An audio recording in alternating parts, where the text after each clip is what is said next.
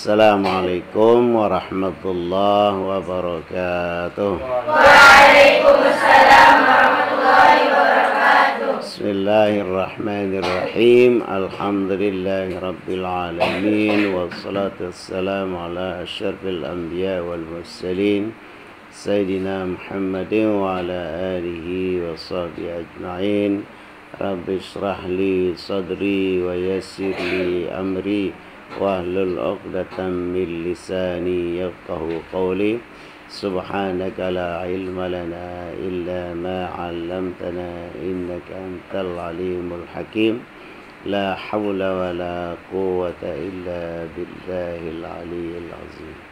Para santriwati yang saya kasih sayangi, pertama mari kita ucapkan syukur alhamdulillah kehadrat Allah Subhanahu wa taala, di mana pada malam ini dengan berkat taufik inayah Allah kita semua dianugerahi nikmat kesehatan dan kesempatan sehingga dapat hadir di majelis ini dalam rangka kita bersama-sama mengikuti acara pengajian rutin kita yang kita laksanakan secara berkala setiap malam Rabu. Selawat ma'assalam mari kita layangkan kepada junjungan alam Nabi besar kita Muhammad sallallahu alaihi wasallam. Allahumma shalli wa sallim wa barik alaihi. Selanjutnya mari kita buka acara ini dengan sama-sama kita membaca basmalah. Bismillahirrahmanirrahim.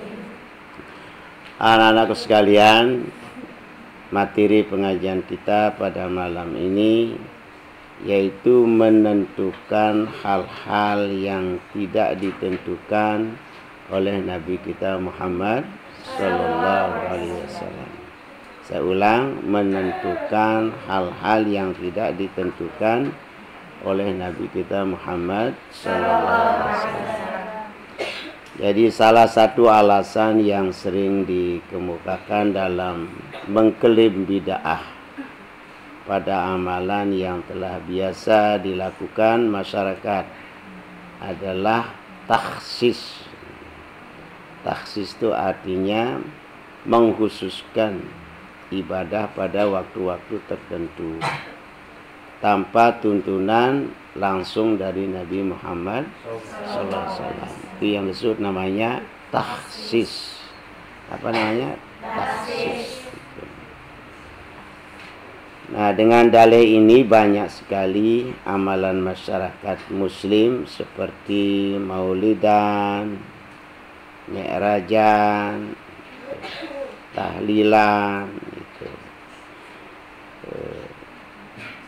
3 hari, 7 hari, 9 hari, 40 hari, 100 hari terhadap orang-orang yang sudah meninggal dunia.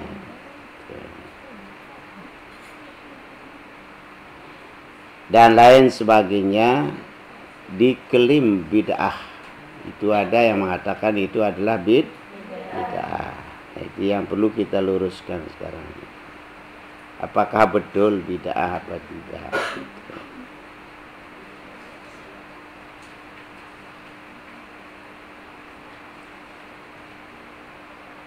Ada yang mengatakan hal seperti itu sesat katanya, dan diancam masuk neraka katanya. Namun sebenarnya sebagaimana telah dimaklumi bahwa amalan atau ibadah itu bermacam-macam. Ada yang dibatasi dengan waktu tertentu dan ada yang tidak. Yang dibatasi dengan waktu ada yang musyaqqah itu atau mudayyak. Ada yang sifatnya mudayyak atau harus itu langsung dikerjakan. Itu mudayyak itu artinya waktu sempit. Seperti puasa ketika fajar terbit, maka harus seketika itu pula puasa dilakukan. Atau tidak boleh makan, tidak boleh minum, dan berbagai hal yang membatalkan puasa tidak boleh dikerjakan. Nah, selain itu ada pula ibadah yang muassa. Lawan mudhoyak adalah muassa. Muassa artinya luas. Yakni boleh dilakukan selama awal waktu. Nah, seperti sholat wajib, itu muassa dia. Sementara ibadah yang tidak terbatasi itu dengan waktu tertentu atau bersifat umum, maka biasa dilakukan kapan saja. Selama tidak ada larangan atau dalil khusus yang membatasi keumumannya, seperti sholat sunat mutlak gitu. Di sholat sunat mutlak itu berapa rakaat boleh gitu. Kecuali jangan dikerjakan pada waktu-waktu tahrim gitu. Sholli sunatal mutlaqi rakaataini lillahi ta'ala gitu. Apalagi zikir gitu. Kapan saja boleh zikir dan lain sebagainya yang dapat kita jadwal sesuai dengan aktivitas dan kesibukan kita maupun dengan pertimbangan lain, asalkan tidak meyakini penentuan atau taksis yang dilakukan merupakan ajaran agama. Jika diyakini, maka keyakinan itulah yang harus diluruskan agar ibadahnya benar dan terhindar dari bid'ah yang bermuara dari keyakinannya.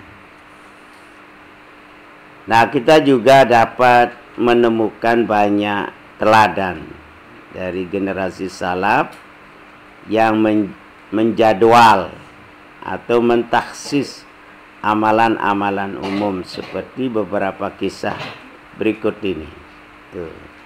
Jadi tidak seharusnya, tidak boleh kita menjadwalkan waktu. Misalnya ini salat Bilal bin Rabah radhiyallahu anhu, setiap selesai bersuci berdasarkan idenya. Maksudnya idenya itu habis salat duduk, dia itu salat duduk itu yang dikisahkan oleh Imam Bukhari. Ini idenya Bilal bin Rabah, bukan daripada Nabi Shallallahu Alaihi Wasallam. Andai kata kita mengatakan setiap yang tidak dicontohkan oleh Nabi itu bid'ah, tapi ternyata ini Bilal bin Rabah ini setiap selesai bersuci berdasarkan idenya, bukan ide Nabi, tapi ide Bilal bin Rabah, yang dikisahkan hadis ini oleh Imam Bukhari. Anna Nabiyya sallallahu alaihi wasallam qala li Bilalin inda salatil fajri, ya Bilal, haddasni bi arja amalin amil tahu fil Islam, fa ini sami'tu daffi na'laika baina yadayya fil jannati, qala ma'amiltu amalan arja indi anni lam atatahhar tuhuran fi sa'ati lailin aw naharin illa sallaitu bidzalika tuhuri ma kutiba li an usalli. Nah, apa maksud sabda Nabi ini? Sungguh Nabi SAW berkata kepada Bilal. Untuk diketahui Bilal ini adalah muazzin, dia tukang bank Rasulullah, namanya Bilal. saat sholat subuh. Bahkan sholat subuh itu dia yang nambah mengatakan as-sholatu khairum minan naum. Hai Bilal, sungguh aku bermimpi, kata sabda Nabi, mendengar serakan dua alas kakimu di depanku di surga, katanya. Jadi kedengaran bunyi sandalnya Bilal bin Rabah itu di mana? Di surga. Bilal menjawab, tidaklah aku melakukan amalan. Sungguh aku tidak pernah bersuci di siang atau malam hari, melainkan aku mengerjakan sholat yang ditetapkan begitu dengannya. Jadi sholat wudu ini bukan dari Rasulullah itu. Jadi sholat wudu itu adalah dari Bilal bin Rabah. Nah, hadis ini sahih itu karena diriwayatkan oleh Imam Bukhari. Nah, hadis ini merupakan legalitas menjadwal atau mentaksis ibadah. Sebagaimana yang kita simak, kebiasaan Bilal ini berdasarkan idenya sendiri tanpa didahului anjuran dari Nabi Muhammad SAW. Namun berangkat dari ide kreatif ini, akhirnya ia dijanjikan surga sesuai dengan mimpi Rasulullah SAW. Coba Rasulullah tidak mimpi waktu itu, tidak dia tahu bahwa Rabah ini sholat duduk gitu. Jadi sholat duduk itu bukan dari Rasulullah, daripada Bilal bin Rabah. Maka kita juga sunat itu anak-anak sholat sunat duduk itu ya, selama belum kering wuduk kita itu. Usalli sunnatal wudu'i raka'ataini lillahi ta'ala. Ada yang tanya itu mengenai tentang sholat duduk ini. Bagaimana nanti kalau kita naik ke masjid, katanya. Apakah yang kita kerjakan sholat sunat zuhur qabliyahnya, atau kita sholat sunat tahiyatul masjid, atau kita sunat duduk, mana kita dulukan, katanya. Ya kerjakan saja sholat sunat duduk hasil tahiyatul masjid itu. Kalau tahiyatul masjid kita duluan, nanti luputlah sholat duduk itu ya. Nah, itu yang pertama, atau garis A-nya. Kemudian garis B-nya yang tadi daripada Bilal bin Rabah. Nah, ini jadi di zaman Nabi itu sudah ada bid'ah itu. Tidak ada petunjuk dari Nabi. Seandainya kata Nabi tidak mimpi, tidak tahu bahwa Bilal itu mengerjakan sholat wudu ini. Tidak ada anjuran dari Nabi, tidak ada suruh dari Nabi, dia idenya sendiri. Siapa itu? Bilal bin Rabah. Ya, kemudian poin B ini, dua orang sahabat Nabi SAW yang selalu membaca surah Al-Asr sebelum mereka berpisah. Ini diriwayatkan itu. An Abi Madinah ad-Darimi wa kanat lahu suhbatun qala kana ar-rajulani min ashabin nabi sallallahu alaihi wasallam idza taqaya lam yaftariqa hatta yaqra'a ahaduhuma 'ala al-akhar wal asri innal insana lafi khusrin summa yusallim ahaduhuma 'ala al-akhar. Nah, dari Abi Madinah ad-Darimi yang tergolong sahabat Nabi SAW, ia berkata, ada dua orang bersahabat Nabi SAW yang di saat bertemu tidak berpisah hingga salah satunya itu membaca awal asri innal insana lafi khusrin, itu yang dibaca pada yang lain. Kemudian salah satunya itu mengucapkan salam pada yang lain. Hadis riwayat Tabrani dan Baihaqi. Perawi kisah ini adalah perawi hadis sahih kecuali Ibnu Aisyah, namun ia berpredikat itu sikoh. Sikoh itu dalam hadis namanya terpercaya atau kuat. Demikian keterangan Haythami dalam majma'nya Az-Zawadi.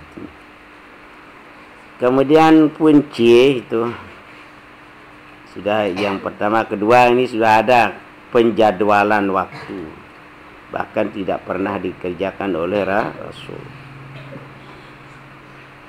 Kunci menjadwalkan mau'izah itu, mau'izah hasanah. Mau'izah hasanah itu termasuk ini namanya mau'izah itu. Peringatan-peringatan yang baik, ceramah-ceramah yang baik itu masuk dalam kategori mau'izah hasanah. Dengan perkumpulan orang banyak. Rasulullah SAW itu memberikan mau'izahnya pada hari khutbah Jumat. Jadi Rasulullah punya waktu, jadinya memberikan peringatan waktu dia berkhutbah Jumat. Pada waktu hari raya. Dan beberapa kesempatan tertentu. Sedangkan para sahabat itu mempunyai jadwal sendiri. Yang terpenting jangan sampai membosankan pendengar sebagaimana berikut ini. Jadi kalau kita memberikan mau'izah hasanah itu, kita buat pendengar kita itu tidak bosan gitu. Tahu nama bosan anak-anak? Hah? Apa nama bosan? Pendak itu. Ya, kadang-kadang ada orang memberikan mau'izah itu sampai 1 jam tidak terasa, 2 jam terasa, tidak terasa. Karena enak didengar. Biasa kalau kita memberikan mau'izah di tempat-tempat umum itu harus ada humornya itu. Kalau tidak ada humornya, kita bawa dia sehingga berjam-jam terasa sebentar itu. Tapi kalau kita ceramah terus membosankan orang, sana sih di situ ada yang ketiduran gitu. Di situ ada bangun pergi kencing gitu. Benar-benar kencing gitu. Berarti ceramahnya tidak kena itu. Kadang-kadang ada orang yang diberikan mau'izah hasanah itu karena sangat seriusnya itu, yang tidur itu ya sambil dengar gini-gini gitu kan, sehingga kadang-kadang yang keluar kentutnya itu.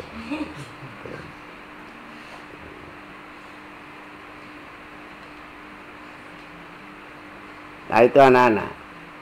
Jadi tidak ada dari Rasulullah itu kok ketemu terus baca wal asri innal insana lafi khusrin itu. Itu dari laki-laki tadi itu. Kita kembali lagi, kalau bid'ah tidak pernah dicontohkan Nabi, berarti ini kan bid'ah jadinya. Dan perawi kisah ini adalah perawi hadis sikoh, kecuali Ibnu Aisyah, namun ia berpendidikan sikoh juga, kepercayaan. Demikian keterangan Al-Haythami dalam Majma' Az-Zawadidnya. Sudah C tadi ya. Nah, C menjadwalkan mau'izah hasanah dengan perkumpulan orang banyak. Rasulullah SAW memberi mau'izahnya itu pada hari khutbah hari raya dan beberapa kesempatan tertentu. Sedangkan para sahabat itu mempunyai jadwal sendiri.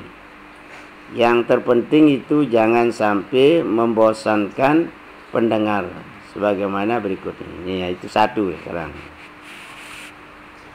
Ada dari Ibnu Mas'ud, seminggu sekali setiap hari Kamis itu jadi diberikan jadwal waktu. Tuh. Sama dengan kita kalau keluar ngaji itu ada yang hari Senin, ada yang malam Selasa, ada yang malam Kamis, ada yang malam Sabtu, ada hari Sabtu, ada sore Jumat, itu kan sudah ditentukan itu. An Syakik Abi Wa'il qala kana Abdullah yudzakiruna kulla yaumin khamsina kulla yaumi khamis. Qala lahu rajulun ya Aba Abdurrahman inna nuhibbu hadithaka wa tastahihi lawadadna annaka hadastana kulla yaumin. Faqala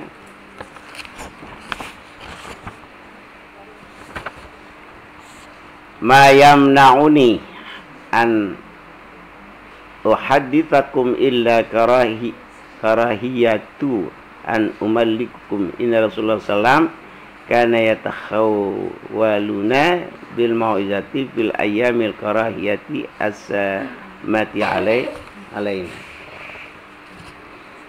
Nah, dari Syakik bin Wa'il itu ia berkata, Abdullah mengingat-ingatkan atau menyampaikan mau'izah setiap hari Kamis. Kemudian ada seseorang berkata padanya, wahai Abu Abdurrahman, kami senang dan menginginkan pidatomu, dan sungguh kami berharap engkau itu menyampaikannya setiap hari. Ia menjawab, tidak, aku mencegah untuk berbicara pada kalian, melainkan tidak senang itu membosankan kalian. Sungguh Rasulullah SAW berhati-hati atau tidak setiap hari dalam menyampaikan mau'izah dalam beberapa hari, karena khawatir membosankan kami kan. Nah, jadi kalau sering itu dengar ceramah bisa juga bosan itu. Jadi secara berkala gitu. Ini yang pertama. Jadi ada penjadwalan. Nah, yang dimaksud di sini kan kalau orang tahlilan ada jadwalnya kan. Terus orang maulidan ada jadwalnya. Jadi kita ngambil dalil dari sini.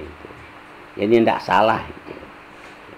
Jangan sampai nanti dikatakan itu tidak dolalah itu. Yang kedua, Ibnu Abbas setiap minggu 1, 2 atau maksimalnya 3 kali. Ibnu Abbas qala hadatsana nasi kullu jum'atin maratan fa in abaita fa marataini fa in aksarta fa thalatha mirarin wala tumillun nasa hadzal Qur'an. Dari Ibnu Abbas ia berkata, nasihatilah masyarakat setiap seminggu sekali. Jika engkau tidak mau, maka 2 kali. Bila kamu perbanyak, maka 3 kali. Dan janganlah engkau buat mereka bosan dengan Al-Quran ini. Gitu. Kalau terlalu sering, apalagi terlalu panjang gitu. Jadi kalau mau'izah itu singkat tapi padat gitu. Itu yang kedua. Kemudian yang ketiga itu saran Aisyah pada Ibnu Abi Sa'id itu seorang dai kota Makkah, sama seperti Ibnu Abbas. Anis Syabi qalat Aisyah ibni Abi Sa'ibi qasso ahlil Madinah wa qassi 'alan nasi fi kulli jum'atin marratan fa in abaita fasinnataini fa in abaita fasalasa fala tamulun nas hadzal kitab. Dari As-Si'bi ia berkata, Aisyah berkata kepada Ibnu Abu Sa'id itu seorang ahli kisah masyarakat Madinah, dan menasihati masyarakat setiap minggu sekali. Jika engkau tidak mau, itu maka 2 kali. Jika engkau tidak mau, maka 3 kali. Dan janganlah engkau buat mereka bosan dengan Al-Quran ini. Nah, itu anak-anak, jadi kita disuruh untuk memberikan tausiah atau mau'izah itu jangan membuat orang itu menjadi jemu mendengarnya kan itu. Jadi yang enak-enak yang bisa masuk dalam pikiran kita anak-anak itu Itu caranya nanti. Mungkin kamu nanti akan menjadi ustazah atau menjadi daiyah atau muballighah itu kan. Nah, sekarang banyak kan perempuan-perempuan jadi muballigh gitu. Mau seperti itu anak-anak? Mau. Tuh. Nah, perawi hadis adalah perawi hadis sahih gitu. Seperti keterangan daripada Al-Hasami dalam Majma' Az-Zawadidnya. Nah, begitu jelas itu. Kiranya taksis, penjadwalan, penentuan ataupun kebiasaan melakukan berbagai amalan yang bersifat umum atau tidak dibatasi dengan waktu tertentu tidak bisa menjadi alasan untuk mengklaim ibadah yang dilakukan sebagai bid'ah hanya karena biasa itu dilakukan pada waktu tertentu tersebut. Lain halnya bila sampai meyakini bahwa ibadah yang itu umum tersebut disyariatkan secara khusus pada waktu yang tersebut, maka keyakinan inilah yang harus diluruskan agar tidak terjerumus melakukan ibadah dengan bentuk ibadah dalam bid'ah gitu, melakukan bid'ah dengan bentuk ibadah dalam persangkaannya. Ini anak-anak mengenai tentang boleh kita menjadwalkan waktu ibadah. Seperti kita ngaji nih kan, kita jadwalkan dia, kita laksanakan dalam Rabu siap itu sah-sah saja, karena kita ada dalil kita seperti yang tadi itu membolehkan kita membuat jadwal. Sama dengan baca Yasin itu kan, bacaan Yasin itu kenapa harus malam Jumat, kenapa tidak pada malam-malam yang lain? Itu alasannya, karena tidak pernah dicontohkan Nabi kata. Padahal tadi sudah itu. Ini hadisnya namanya hadis takrir itu. Yang tadi itu artinya pengakuan Nabi itu. Ada orang berbuat di depan Rasulullah itu, lalu dia diam, dia tidak menegur dia itu, atau dia tidak melarang dia, itu namanya hadis takrir itu. Karena hadis itu ada 3, aqwalun nabi, af'alun nabi, takrirun nabi. Sabda-sabda Nabi itu menjadi hadis, perbuatan-perbuatan Nabi itu menjadi hadis atau sunnah itu. Pengakuan Nabi itu jangan menjadi sunnah, bisa dijadikan sebagai standar hukum. Nah, ini antara lain yang perlu saya sampaikan itu mengenai tentang tahlilan sudah saya jawab, itu sudah saya sampaikan. Nah, ini sekedar untuk kita seandai kata ada mengatakan orang atau aliran apa gitu mengatakan bahwa amal-amal orang-orang tua seperti yang tadi itu ada namanya tahlilan itu. Tahlil dengan tahlilan kan beda itu. Jadi kalau tahlil itu la ilaha illallah, kalau tahlilan itu adalah mengumpulkan orang itu, dikumpulkan orang terus kita isi hal yang kita kumpul-kumpul itu dengan berzikir, membaca Quran, membaca doa, mendoakan orang-orang yang sudah meninggal dunia. Itu boleh, itu isinya itu. Jadi itu bedanya antara tahlilan dengan tahlil. Kalau tahlil itu la ilaha illallah, kalau tahlilan itu artinya membuat suatu acara perkumpulan waktu orang kematian. Sama dengan yasinan. Kalau yasin itu membaca apa? Surat Yasin. Kalau yasinan itu ngumpul itu pada malam yang tertentu. Itu namanya yasinan. Atau tadi namanya apa? Tahlilan. Kalau di ada yang dari Sumbawa ini. Ada. Mana coba angkat dari Sumbawa? Oh iya, ada enggak orang tahlilan di situ? Kalau orang mati, ada ya. Ada yang dari Bima. Coba angkat tangan dari Bima. Ada yang dari Bima? Belum datang? Belum datang ya? Oh, yang baru belum datang. Yang lama? Ada ya? Ada enggak orang tahlilan di Bima? Ada? Nah, itu anak-anak.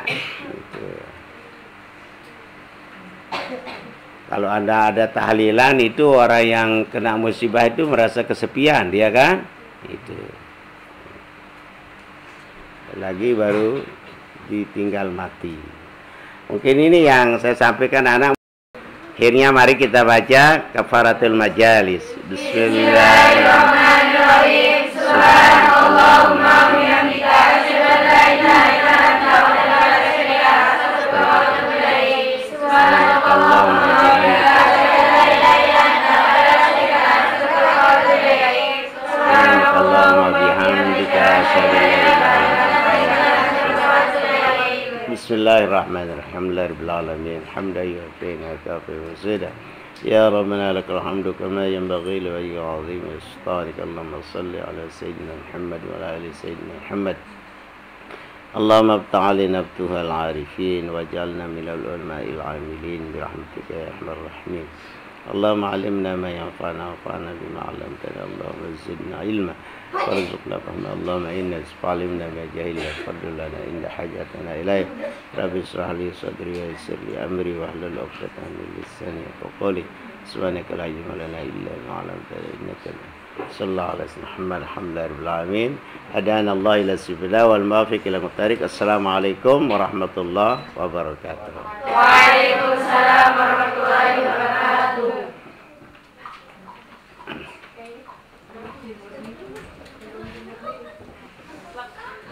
Tulis.